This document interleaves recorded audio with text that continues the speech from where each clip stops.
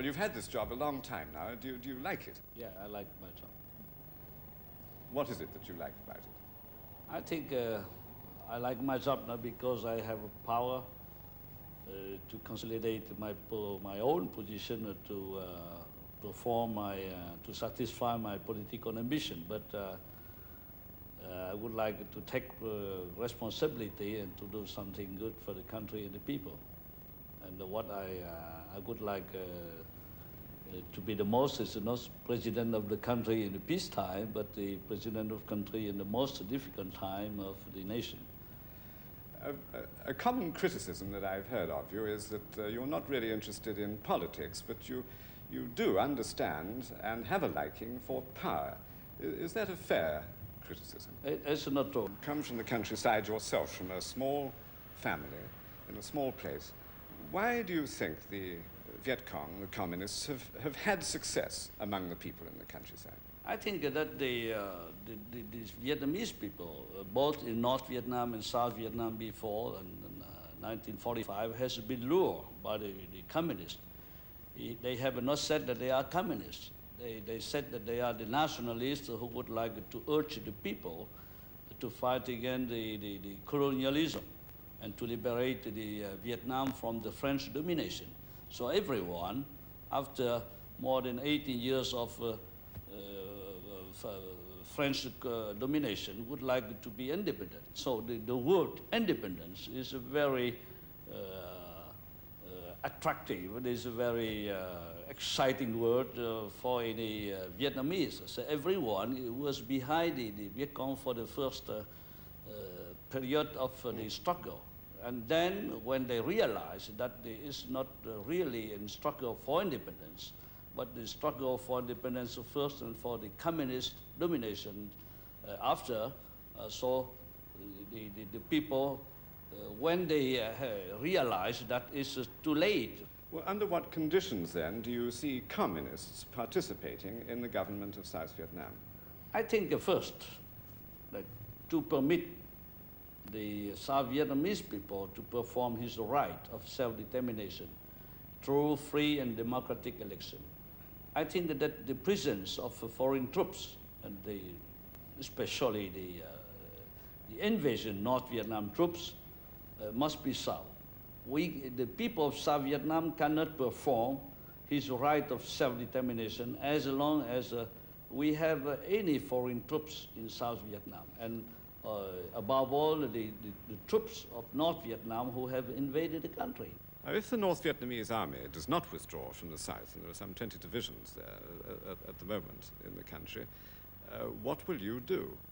I think that if they do not withdraw, I think that they continue to nourish the dream of invasion of South Vietnam, and they are planning a new war.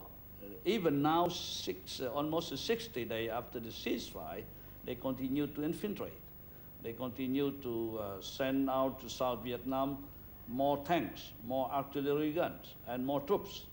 That's the first sign after the accords have been signed, that they continue to infiltrate and to prepare another war. The ceasefire has left the communists in control of large areas of South Vietnam, if not in control of the majority of the people. If there are to be elections, are you saying, for example, that Madame Binh from Paris, the Viet Cong's foreign minister, so-called, is going to be allowed to campaign here in the streets of Saigon if needs be outside the palace? I think that I can tell you that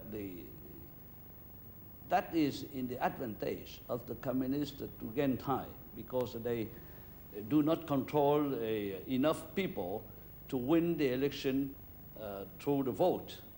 And what they have done since the ceasefire, that they would like to have more hamlets, more villages, and more people, so they can have a more vote in the future election. So they don't want elections now? And they don't want election right away. Did you see something that Henry Kissinger said the other day? I imagine you follow everything he says very closely. He said?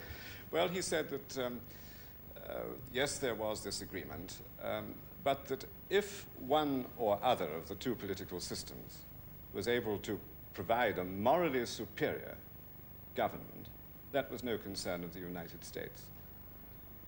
From that, I infer that he was voicing what is often heard here, that you have great problems of corruption to deal with, and this alienates people from your government.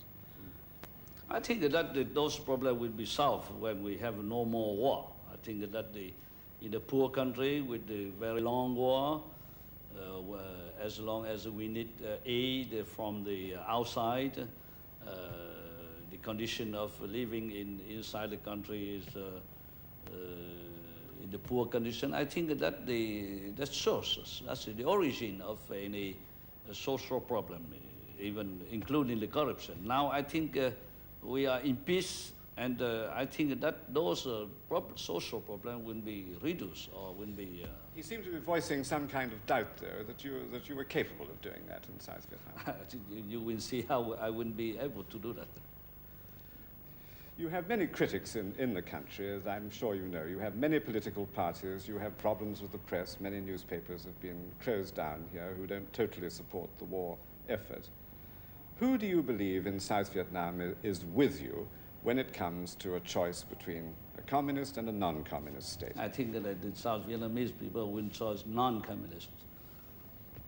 The South Vietnamese people, certainly we are not a perfect man in a perfect regime. But I think that the South Vietnamese people have a make mind already that they cannot survive with the communist ideology and with the communist system. And they are confident that when the war is over, this regime will do better for them.